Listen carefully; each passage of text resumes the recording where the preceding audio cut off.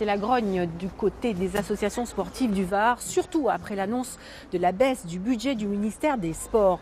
Elles connaissent de plus en plus de difficultés budgétaires. Elles ont même lancé une pétition, tel un SOS auprès du gouvernement. Tranquille, t'as le temps, super. C'est ce que l'on appelle l'effet Coupe du Monde. Cette saison, le club de Cuers Pierrefeu va largement dépasser les 400 licenciés. Mais la mine du président reste soucieuse. Il vient de perdre 3 contrats aidés et ses subventions sont à la baisse. Moi, personnellement, je ne peux pas dire à un gamin de 6-7 ans, non, je ne te prends pas parce qu'on ne peut pas t'encadrer, on n'a pas des bénévoles pour s'occuper de toi. Donc on rappelle des anciens du club qui viennent nous donner un coup de main.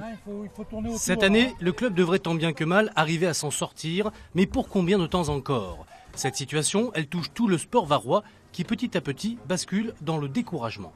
On sauve les meubles. Depuis de nombreuses années, on sauve les meubles. Et en fait, on a le sentiment que les dirigeants perçoivent aussi ce message comme un message contre-productif qui consisterait à croire que finalement, puisque tout va mal, mais que finalement vous arrivez encore à travailler dans ces conditions, on pourrait peut-être se permettre de réduire encore davantage les moyens qui vous sont alloués. Aujourd'hui, c'est quand même très anxiogène comme climat. Pour alerter l'opinion publique, une pétition nationale a été mise en ligne, relayée dans le Var par le Comité olympique et sportif. Un véritable SOS qui aujourd'hui recueille 200 000 signatures.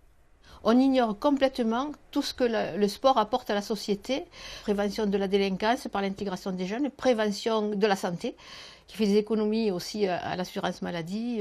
Voilà, c'est un outil d'éducation très important contre la violence, pour la citoyenneté, pour le travail d'équipe, pour le goût de l'effort. Ce qui fait qu'on est en train de déstructurer complètement les apports du sport à la société. À ce tableau bien sombre vient s'ajouter une possible suppression de 1600 conseillers techniques censés détecter les nouveaux talents pour Paris 2024. Décidément, dans le monde du sport aujourd'hui, ça ne tourne vraiment pas rond. Ça souffle.